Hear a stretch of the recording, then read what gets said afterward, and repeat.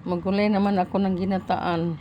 Tapos na ako nagprito ng bangus. Ito naman ang mga ingredient ko.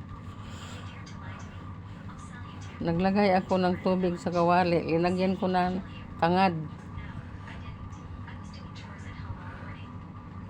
Ilagay ko ang gulay, gabi at kalabasa.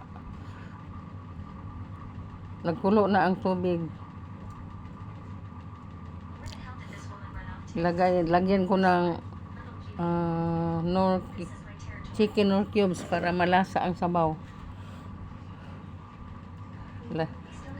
Lagay ko ang espada. Ito ang gata natin. Pinupuga ko. Nagpakusgod ako ng niyog. Ilagay ko ang gulay, dahon kamuti at malunggay dahon.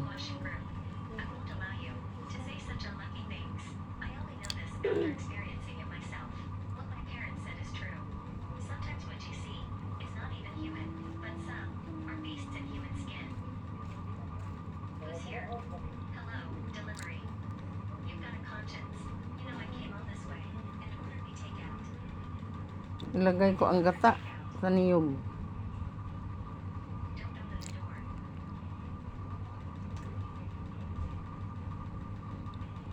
At pukayin at pakuluin.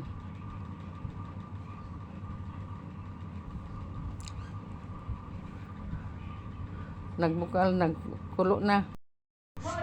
Luto na ang